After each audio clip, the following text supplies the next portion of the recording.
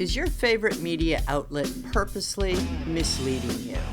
Trust in media at an all-time low. That's the topic of today's Bold and Blunt. And I'm your host, Cheryl Chumley, giving you a Christian conservative look at today's news, politics, culture, and events. And before I get into today's topic, I want to quickly mention if you like Bold and Blunt, you may get Bold and Blunt at edify.app, the online platform for your faith-based podcast, at washingtontimes.com, where you may also subscribe to my 3 times a week newsletter. Just go to the bottom of the page, click on newsletter section, find my name, Cheryl Chumley, Bold and Blunt.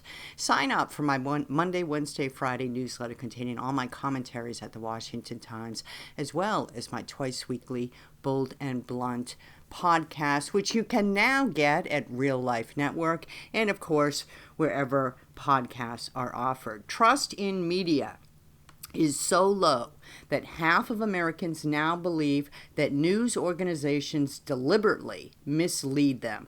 That is a headline from the Associated Press this past February. And it's kind of eye-catching because we all know that the media is biased and has been biased since the dawn of media. And you know what? Just a sidestep. It's not the bias that we should be concerned about. It's the fact that the bias is actively denied by news organizations, bringing forth a bias that more often than not furthers this far left agenda. So it's the deception about the bias, the self-delusion about the bias. Who cares if a news organization is far left or far right, so long as that news organization admits it, right? But back to this piece.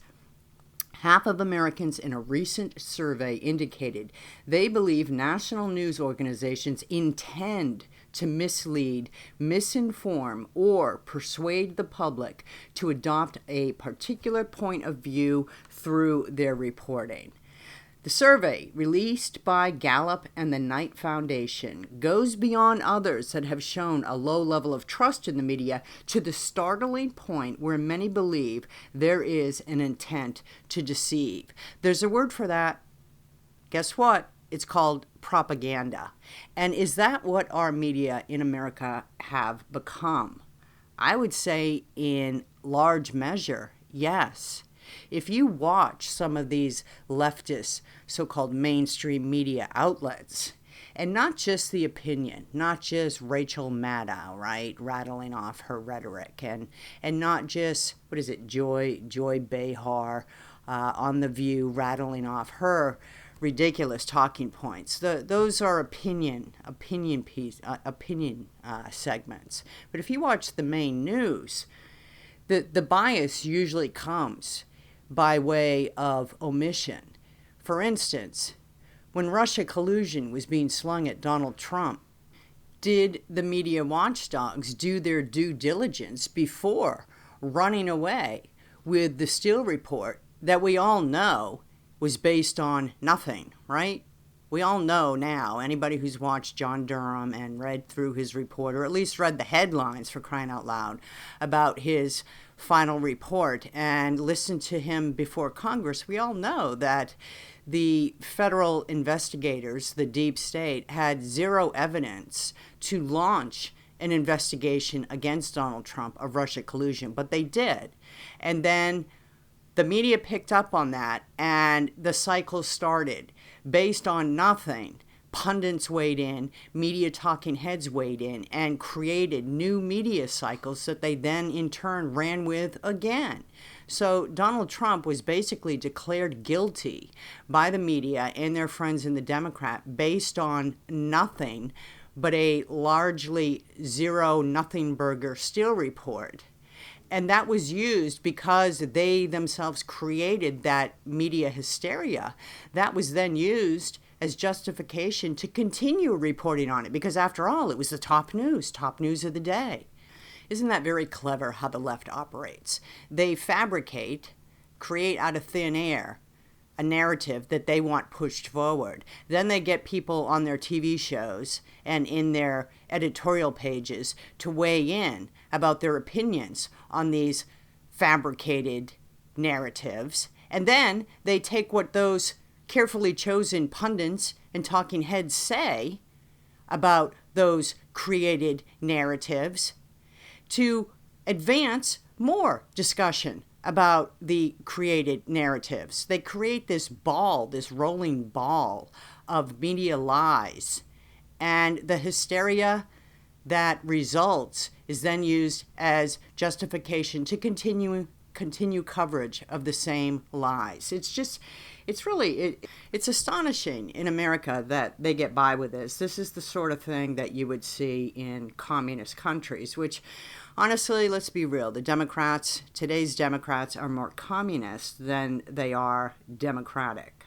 Trust in media 2023. What news outlets do Americans trust most for information? That was a poll conducted by The Economist and YouGov, and they've been doing it for a couple of years. This year's media poll found Americans view, get this, the Weather Channel, PBS, and the BBC, which is an overseas network, not even American, as the most trustworthy major media organizations. It goes like this. 53% of respondents in this poll, published just a couple months ago in May, put their trust in the Weather Channel.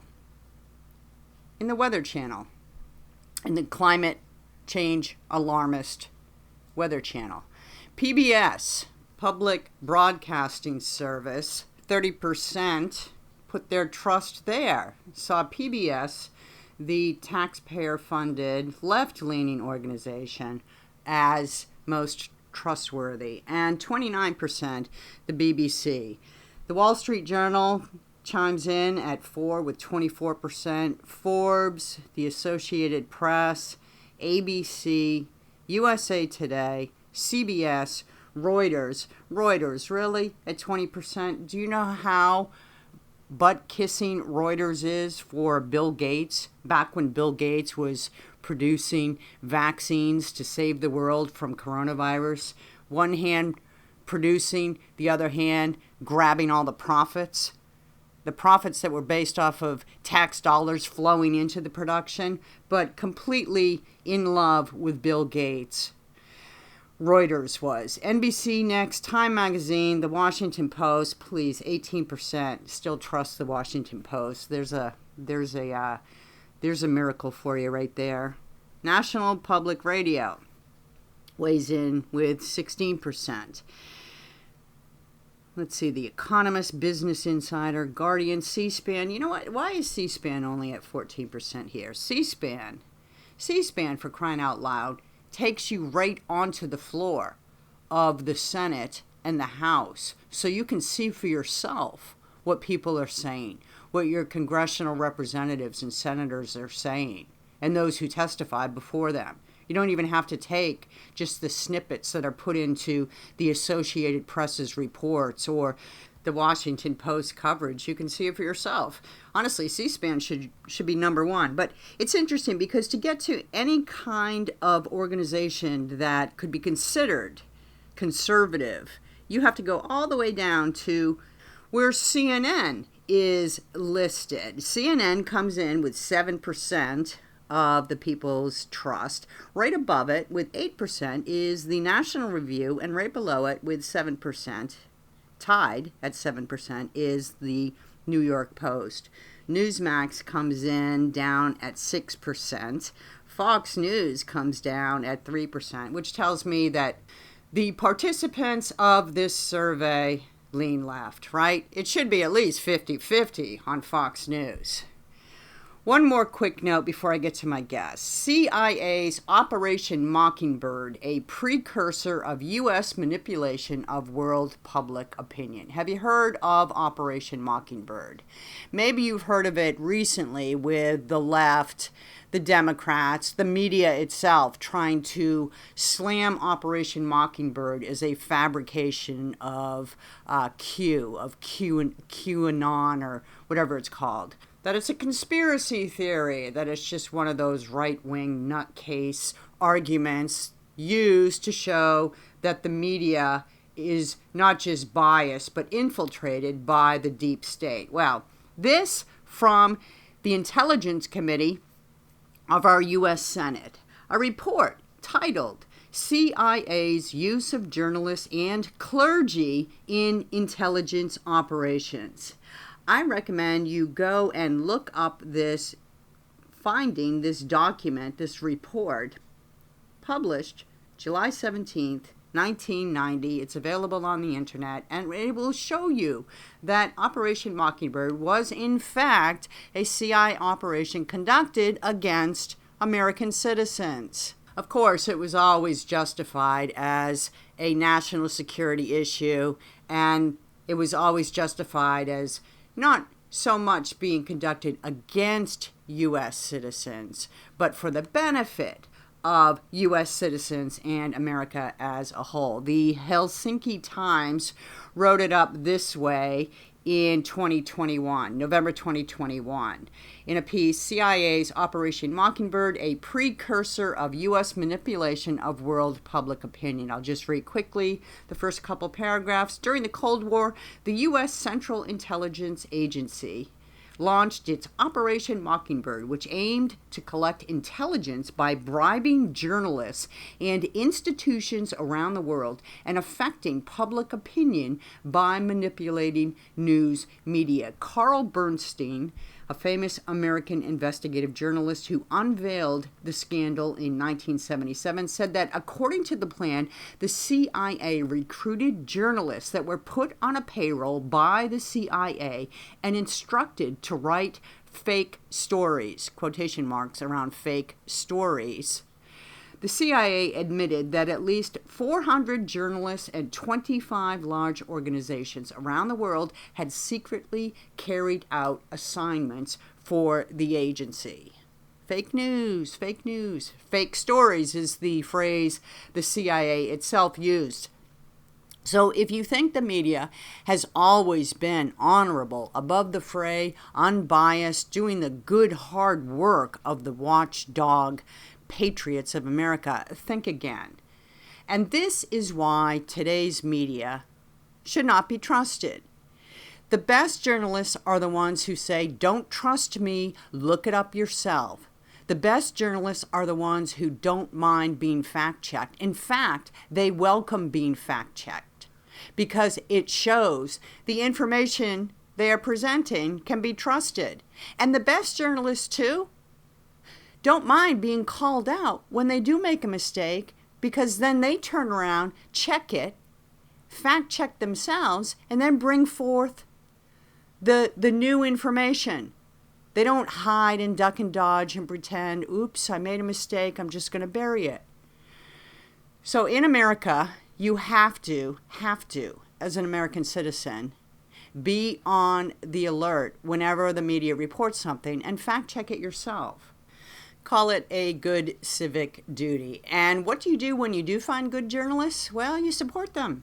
You support them because big corporations that have really taken over much of the media world don't always support even their biggest stars, even their best talents, even the ones that make them the most money. Can you say Tucker Carlson, Fox News? What the heck happened there? Well, I have a guest today who can shed some light on that. His name is Chadwick Moore. He has a new book coming out called Tucker, and it's based on hundreds of hours that he spent with Tucker. He was given exclusive access, even spent time in Tucker's family home. Chadwick Moore, I want to thank you so much for being on Bold and Blunt. It is great to have you here. Thank you for having me on. It's great to be here. Tucker Carlson, next to Donald Trump, must be the most dangerous man in America to the left right now. What did you find in your new upcoming book, Tucker? Yeah, I would say not just to the left, but to the establishment right, too. I think the left, hates Tucker Carlson, many of them, but the right, the establishment right, really feared him.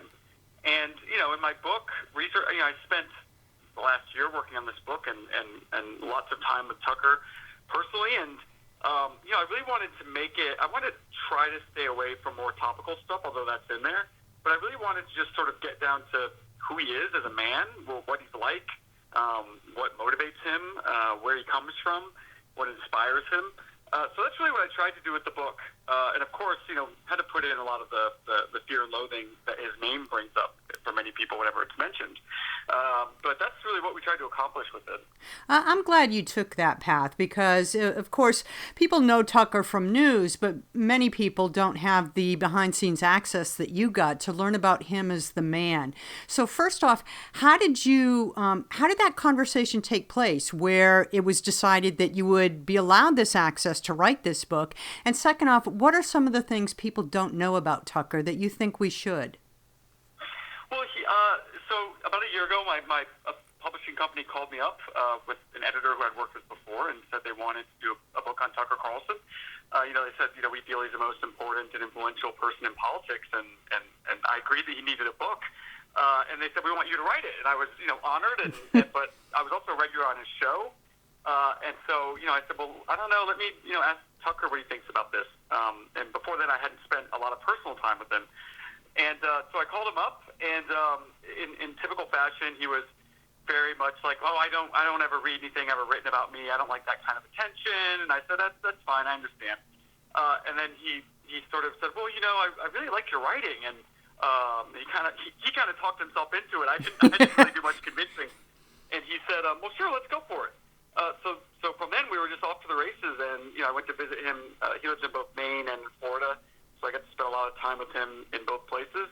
I stayed in his home, and he really trusted me, which was an honor, and I felt really lucky. So that's sort of how it got off the ground.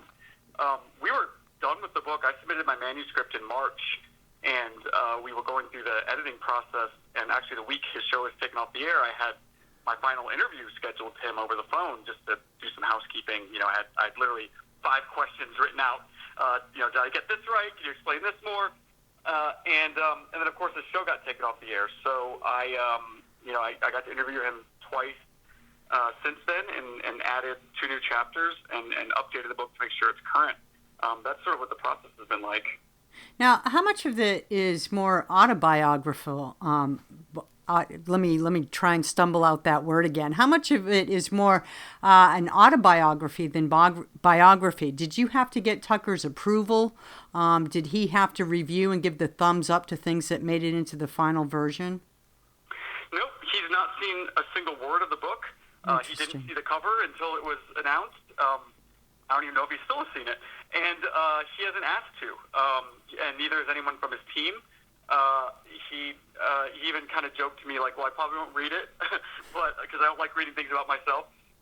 So he didn't have we had complete editorial independence on this book. So what are some of the characteristics of Tucker? What motivates him? What did you find out about his personal life and just his traits, his personality? Well, he's very, he's hilarious, and he's, very engaging. He's almost kind of toned down on camera. He's even more sort of high energy and engaged when you're just hanging out with him, which is usually the opposite for people who are on TV. They have to kind of amp it up when the camera rolls. He is someone who, there's no other cable news host I can think of that, had this project been presented to me that I would have thought that would have been very, an interesting project to work on. And I'm somebody who's always loved writing profiles and human interest stories. And I knew even before I got to know him that there was something special about him, that he would be an engaging subject, and I was right. He's someone who really feeds off other people. He really feeds off being around people and conversing and personal interaction. He can talk about anything, and he can talk about it forever, and it's usually very entertaining. And but what I liked most about him were conversations we had that weren't political. And he's certainly someone that can doesn't have to talk about politics all the time. In fact, if you just start talking about anything, he'll just go on and on and on. He loves nature. I love that about him. I love to hear him talk about nature. I love to hear him talk about, the trees in New England. And he's someone who also has, he's very spiritual in his way, and he values his relationships in his life so much, and that was really great to see, and I really wanted to focus a lot about that on that in the book. What do you mean when you say spiritual in his way? Does he did you talk about his religious beliefs, his religious upbringing, and so forth? We did, yeah. He was raised Episcopalian, which he still calls himself Episcopalian, but he's the first to say that he doesn't really have any theological language, and he criticizes the Episcopalian Church for directions that they've gone in. So I sort of say in his own way because he certainly believes in God. He certainly believes in good and evil. He frames the current political paradigm as a battle between good and evil, and he extrapolates from that many things. He talks about how beauty is in physical beauty, like architecture and nature. He talks about the goodness and the godliness of that, versus the ugliness of Soviet housing blocks or what have you. So he's someone who you just know being around him, and then he'll even talk about it, is, he feels very connected to something bigger than him. And he's sort of happy to not know exactly what that is. And he talks about that in the book as well. What's he like off camera? What's he like privately dealing with attacks from the far leftist influences in America and even some on the right? What does he get quiet, thoughtful, reflective? Does he fly into rages? Where on that scale does he lie in his private life dealing with attacks? Oh, that's a great question. So this was interesting that he and his wife Susie, they don't own televisions and they never watch television. He's not on social media. She's barely on social media. So they try to tune all that out as much as possible, all the noise. Of course, they hear things, and Susie hears things, of course, and they know what's going on. One of the worst moments of his life was when Antifa attacked his home in D.C. when Susie was home alone. She had to lock herself in a pantry, and that was the reason they left D.C. They'd always lived in D.C. So that's happened before, obviously. They get attacks everywhere, but, I was kind of more interested in wondering how he deals with the praise. And I asked him about that. How do you handle, people who just think you're God or who listen to every word that you're saying and, fans that run up to you anytime you're in public. And that, generated a really interesting conversation. And I saw when I was spending time with him, the lengths he goes to remain humble. And I have him talking about that a lot in the book. And it's something he learned from not only his dad, Dick, who's a great guy. I got to interview him. Who is also on television. But he's learned it from people, various mentors over the years of, essentially not getting too big of a head. Don't start believing you're God. He said something interesting to me about, he said, I'm on cable news, back when he was on cable news, and, the job is I am God. The job is I am right, you are wrong, I'm telling the truth, I know what's happening. That's the only reason why you have a program. That's everyone's job in cable news.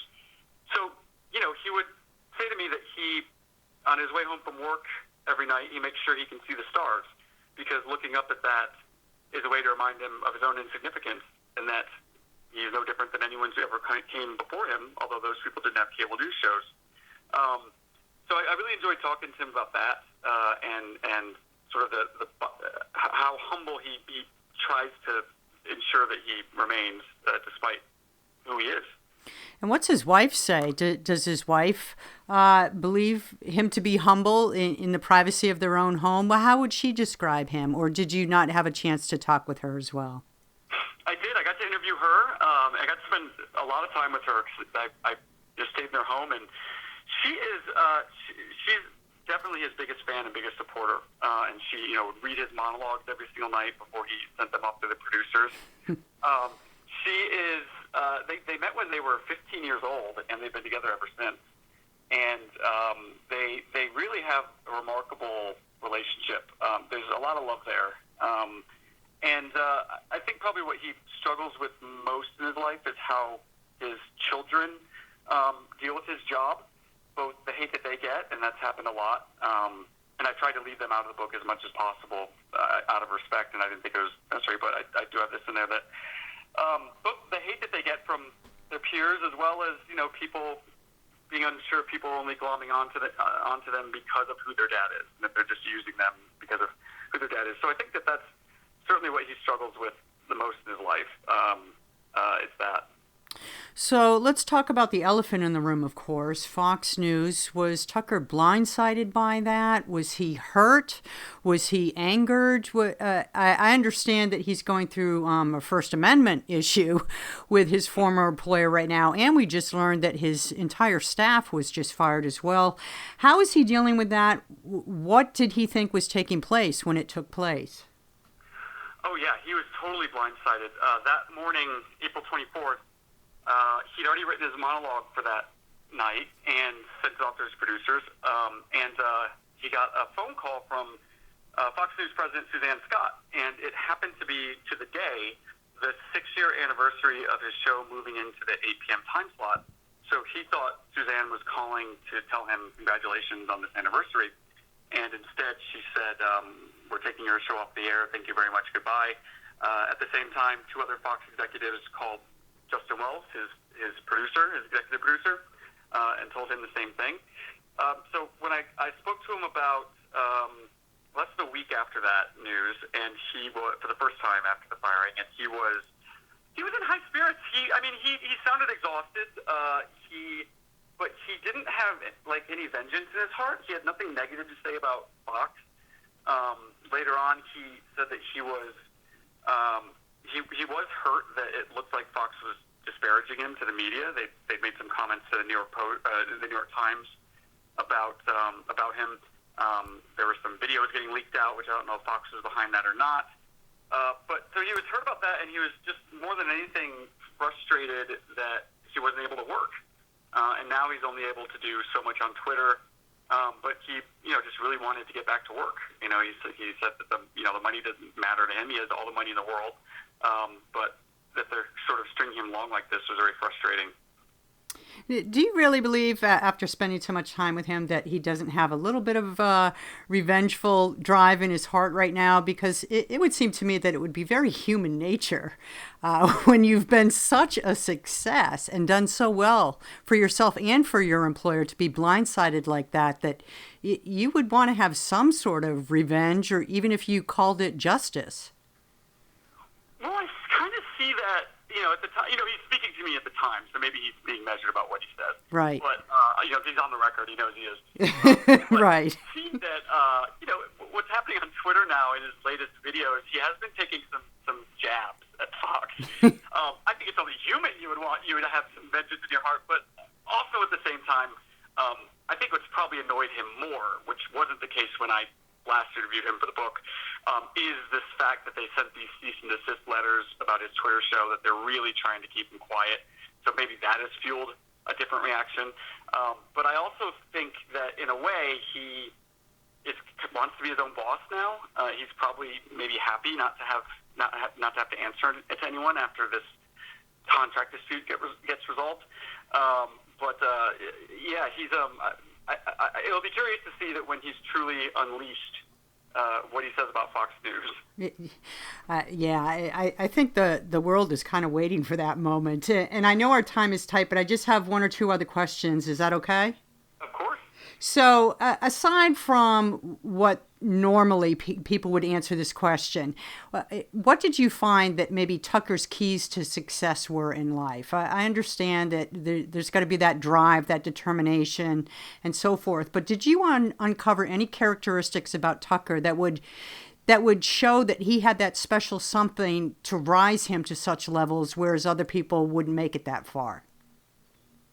I honestly think, of 2 things. I think he's a once-in-a-generation talent in the way that Rush Limbaugh was, but in a different way. Tucker kind of stumbled into television. He was a print guy, and it was a pleasure to go back and read a bunch of his old magazine articles for Weekly Standard, Esquire, New York Magazine. He's a truly gifted writer and extremely literary. I talk about literature with him a lot. And on top of that, though, he's such a good performer.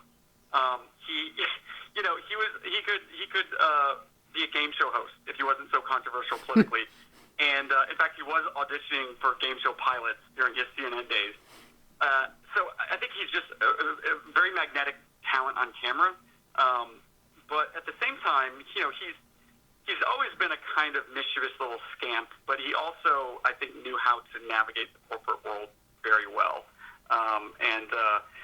Even when he left MSNBC and CNN, although he would frequently talk about them on his Fox News show, he never, bashed his time there. He was always grateful for the opportunity to work there, which is also why I wonder if he will continue that with Fox or if this will be completely different.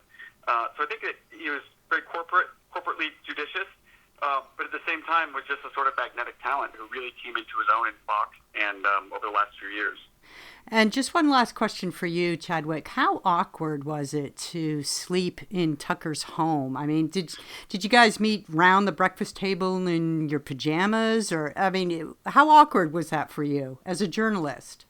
It was a little awkward because I had asked him, but then it was great, But it was funny because, Tucker would come out every morning. He's kind of a slow burn in the morning, and he'd just wander out in his boxer shorts, drinking a cup of coffee, his hair all messy, voice gravelly. And I'm just sitting in Tucker's kitchen. He's in his boxer shorts. We're talking about trees in New England. This is kind of wild. But they made you feel very well at home, and especially Susie. So at first I was very nervous about it, but once I got there, I felt very comfortable. One of the times at the same time, his producer Justin was staying in the house too, and so it was kind of it didn't really feel.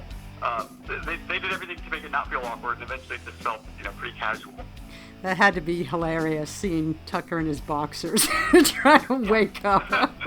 Well, Chadwick Moore, what a great book. What a great opportunity for you. The book, of course, is Tucker. It's slated to be a bestseller, but kudos to you. That's great for your career, and I really appreciate you taking the time to speak with me on Bold and Blunt. Thank you. Of course. Thank you very much. There you have it. The book, of course, is called Tucker. If you like Bold and Blunt, you can get Bold and Blunt at edify.app, at washingtontimes.com, at Real Life Network, and, of course, wherever podcasts are offered. I want to thank you if you already subscribe to Bold and Blunt. God bless, and don't forget, stay blunt, stay bold.